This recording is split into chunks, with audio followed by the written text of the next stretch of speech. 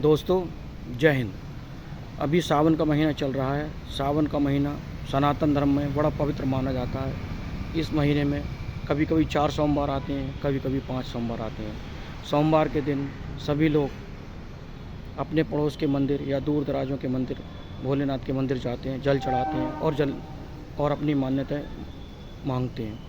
इसी महीने में बहुत से हमारे भक्तगण हरिद्वार जाते हैं, जो हरिद्वार से कांवर लेके आते हैं। इस कांवर यात्रा में कई प्रकार की कांवर आती हैं, जैसे खड़ेश्वरी कांवर है, वैकुंठी कांवर है और डाक कांवर। अब इस कांवर में खड़ेश्वरी कांवर और वैकुंठी कांवर, इन तीनों ही कांवरों में ये जो डाक कांवर है बड़ी इम्पोर्टेंट है।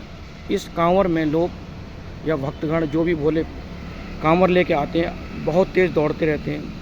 वो आगे नहीं देखते हैं, ना पीछे देखते हैं, आगे मीच के भागते रहते हैं। इस कांवर में बड़ी समस्याएं आती हैं। जब व्यक्ति अपने भोले में खो के अपना चित्त ध्यान धर के भाग रहा होता है, वो ध्यान नहीं रखता है कि रास्ता कहाँ चल रहा है, क्या कर रहे हैं। कभी कभी दुर्घटनाएं भी हो जाती हैं। विगत वर्षों में बहुत सारी दुर्घटनाएं हुई हैं, डाक कांवर वालों के साथ ही होती हैं। क्योंकि जब बच्चा भागता है तो ध्यान नहीं रखता है, ठोकर भी लग जाती है, कांवर खंडित भी हो जाती है।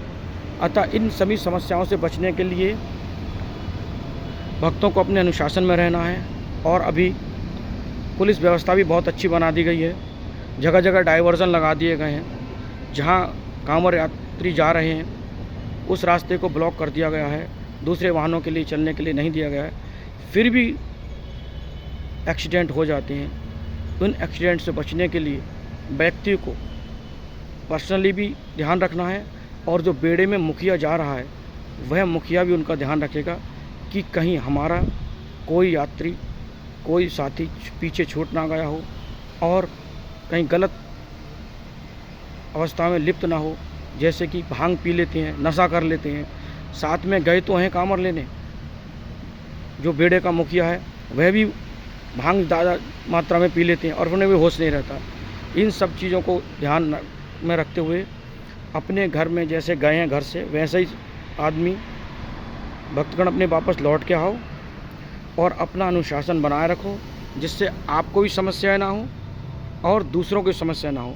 जब कहीं रोड पर, मार्ग पर एक्सीडेंट हो जाता है, कांवर वाले ब्लॉक कर देते हैं, जिससे साधारण जनमानस को बहुत परेशानी का सामना करना पड़ता है। इसमें घर वालों की भी पूर्ण रूप से सहायता करनी चाहिए। घर वाले भी देखना चाहिए, भाई तुम जा रहे हो घर से कांवर लेने तो होश में जाओ, संभल के जाओ। और हरिद्वार में भी जाकर किसी प्रकार की कोई समस्या पैदा मत करो। वहाँ तुम जा रहे हो तो वहाँ भी सही से रहो, रास्ते में आते समय भी सही से रहो। ये सब चीज़ें क्या हैं, एक डिसिप्लिन में आती हैं, अनुशासन में आती हैं। जो व्यक्ति अनुशासन में रहता है वह हर जगह सफल रहता है। अब किसी भी व्यक्ति को समझाएंगे तो उसे गुस्सा आएगी, तो गुस्सा ना करो, ये आपके भले के लिए है।